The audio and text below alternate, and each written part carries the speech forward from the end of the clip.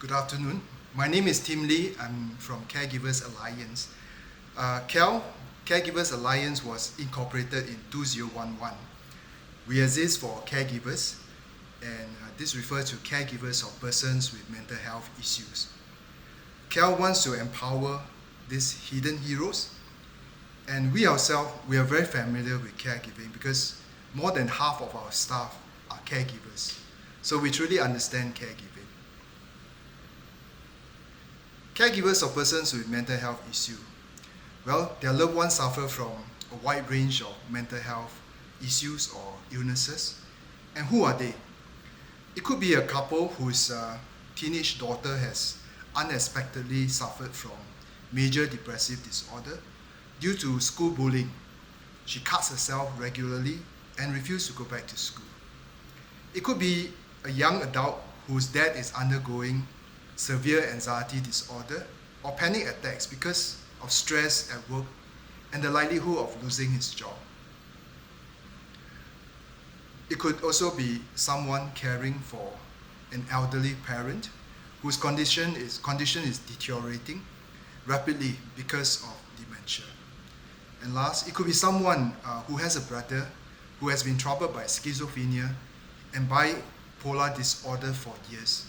And the whole family is fearful about bringing him out into the public because of his odd behavior.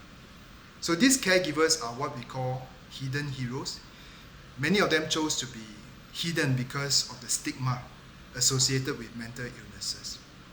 They are silent heroes, they are selfless, sacrificial, and struggling for prolonged periods of time because their caregiving journey is challenging. So they are long-suffering and they long for their loved ones to recover and for themselves to have a life.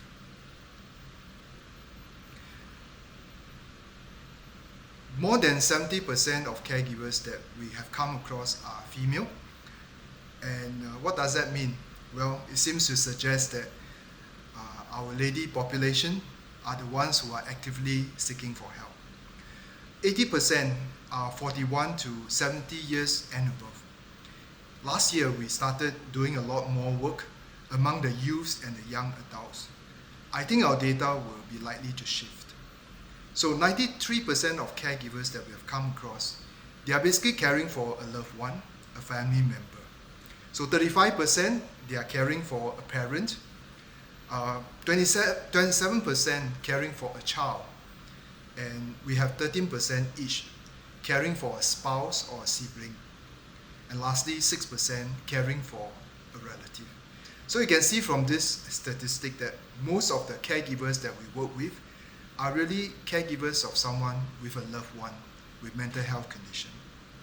What's really interesting that we like to point out is what we call the sandwich generation. So can you imagine, these are people who are caring for their aged parents and also looking after their children at the same time. And most of them might be holding a job or just recently retired. Caregivers of persons with mental health issues are indeed keeping silent about their caregiving because of stigma, the stigma associated with mental illnesses. So they wouldn't tell their bosses, they wouldn't tell HR, they wouldn't let their colleagues know. Sometimes they don't even let their relatives know. So they are trying their very best on their own. So what is the problem that Caregivers Alliance is trying to solve? So we represent the voice of caregivers. We want to tell their stories. We want to advocate for their needs. That's because caregiving for someone with mental health issue is indeed very stressful and very depressing. Here is what one young man described about his caregiving journey. Dark thoughts, cannot think straight, drained physically, dare not leave mom alone, don't feel like working, work performance dropped, no choice, no social life, loss. So for many, it's a very dark world filled with despair, loneliness, and worse, hopelessness. Many of them have given up their jobs, their careers, and their dreams in order to care for their loved one. Some have lost their job because they cannot cope, and many are perhaps formerly very high-performing individuals, but they have given up their ambitions and aspiration to look after their loved ones. Some of them have fallen into mental illnesses themselves, and many often succumb to fatigue, depression, and anxiety. I've attended more than 55 graduation classes for our key program, which is called the Caregivers to Caregivers program. And this is for this year alone, 55 graduation classes. And here are some recent quotations that I've come across that I'd like to share with you. So it's about burnout. I was burnt out and mentally drained. It's about being easily stressed. It's not easy. And sometimes totally lost. Don't know what to do. And also one of them shared how he has been crying. And this is a guy. He has been crying for more than 1.5 years because of his wife. He said he has shed tears until there are no more tears left. So this gives you a picture of the kind of people that we are trying to help and support, caregivers. And this really is a big problem that they are faced with. Caregivers face stress, caregivers are burnt out, and truly they are very vulnerable. So what do caregivers really need? So we felt that caregivers are actually very focused. They want to be better at caregiving because they are very devoted to their loved ones, and they have a big need to know how to be better at caregiving. Caregivers also need friends and support, people who understand what they are going through and who can journey with them. People who will turn up when they call for help. People who will journey with them for as long as it takes. And caregivers also need self-care, and many of them do not realize this. They need to know how to care for themselves. Otherwise, it's not sustainable at all. So from time to time, caregivers do need time out. They need to experience respite and relief from caregiving burden and stress. And finally, caregivers also need to find purpose and meaning in their lives. Many of our caregivers are helping us as volunteer trainers. Others help us to seek out other hidden heroes at outreach events. They share their stories, they offer emotional support to encourage others who are just like them. In fact, because of COVID-19, many caregivers have called up our staff to ask for emotional support and help. Their loved ones have indeed experienced many breakdowns, psychotic relapses, severe depression, and anxiety. And this is because of long periods of social isolation and the disruption to the routines and uncertainties and the fears of what lies ahead.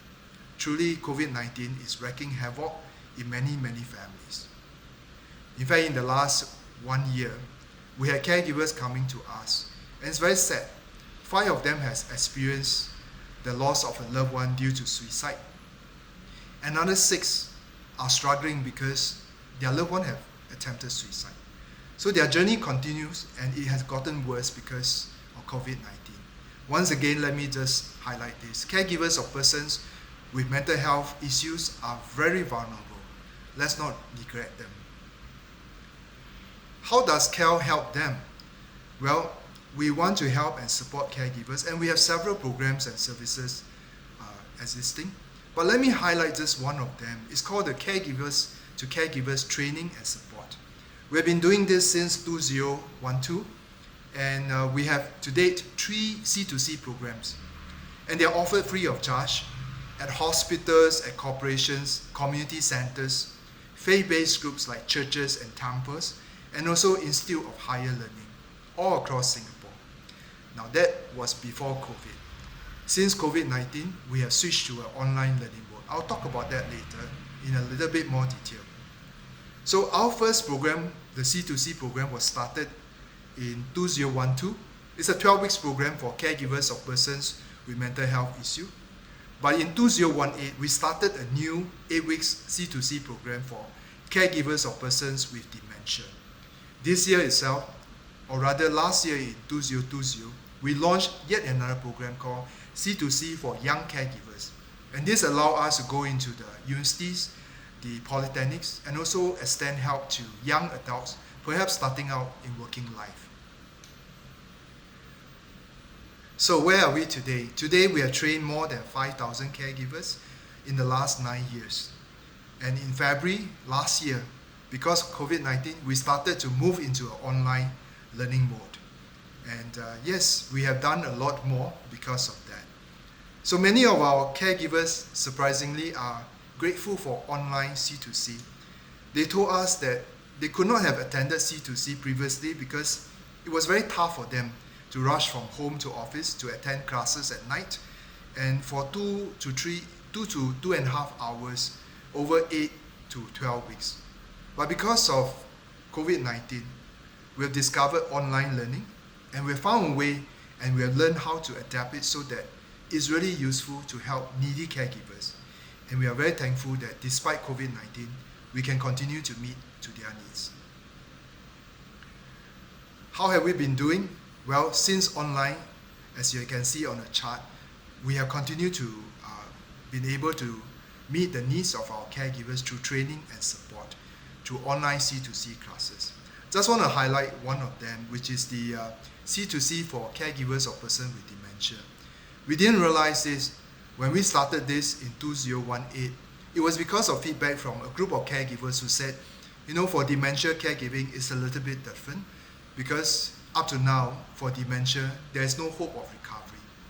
So we started a program just for them, and to date, up to this point in time, we have trained more than 500, in fact close to 600 caregivers of persons with dementia.